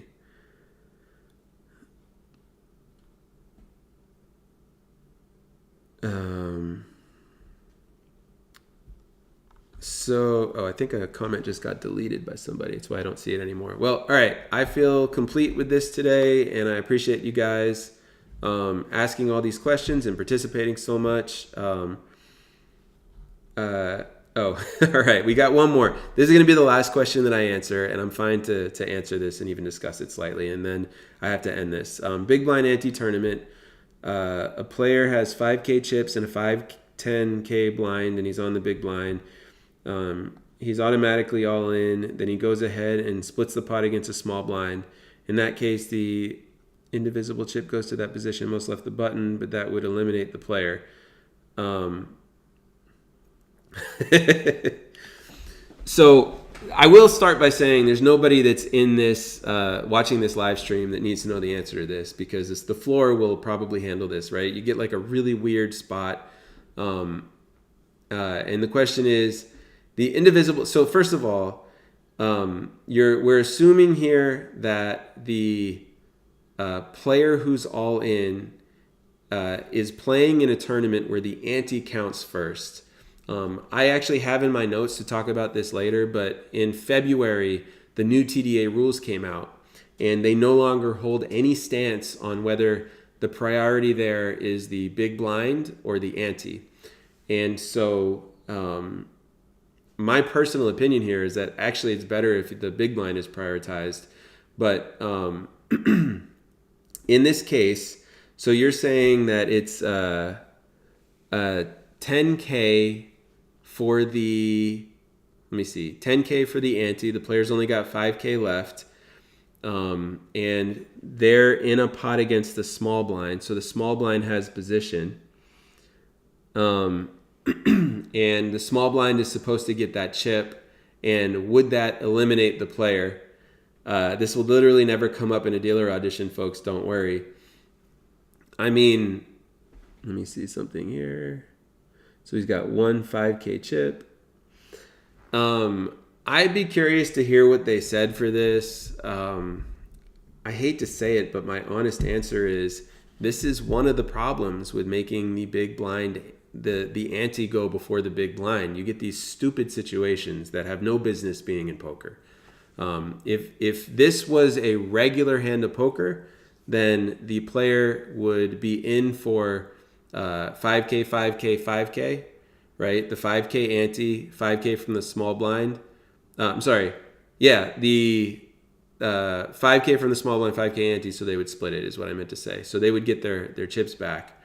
I don't have an answer for this. I think that if I were in a situation as a floor and I had to deal with this, I would just follow the rules of poker. The odd chip goes to the small blind and the big blind doesn't get anything, and the result of that is the big blind's eliminated. I wouldn't be surprised if they said that it goes the other way around, but this is like ante first to me is a terrible way to run a poker tournament. I understand that it stays in line with the essence of what the ante is, but it also creates a situation that's wildly annoying for everybody. I say thank you. Greg doesn't realize that I'm winding down, and he asked a question, so I'm just going to answer it. Hello, Marc. If you've ever been to Vegas, where's the softest action? I have been to Vegas like 12 times, and I've only played poker twice, and it was WSOP bracelet events for like $1,000 buy-in. So I did not cash at either of them. I haven't actually played cash game in Vegas ever, and that might be surprising to you, but there's so much to do in Vegas that I'm around poker so much. Playing poker, it doesn't end up being the thing that I do. But that will change at some point. I'm sure I'll play cash game in poker, but I don't actually know the answer to that question. Italipino says the nugget. That sounds about right. Tony says we had split decisions between most of the TDA, but the organization would eliminate the player while most of the directors would add a 5K chip to the tournament and split the pot or give it to the big blind. Interesting. So for something like that, it's more of an interesting situation. If you have 5K left in the tournament and you're upset because you got eliminated, like you're probably going to lose anyway, right? What are you so upset about? The 1-2 uncapped buy-in at the Nugget. I would say, Greg, I know that you watch Brad Owen. He's definitely played in some games that are pretty good in Vegas. I've seen some of his stuff. Maybe defer to the vloggers there. But I appreciate you guys. I am going to end the live stream now and say thank you to everybody that was here and participated. And if any of you guys is in North Carolina and you want to come and join my event, you can go on Eventbrite and search True Poker Dealer. Maybe I'll see you guys next week. And my next live stream will be sometime during school hours in the upcoming week or so. So thank you, everybody. Take care. See you guys around.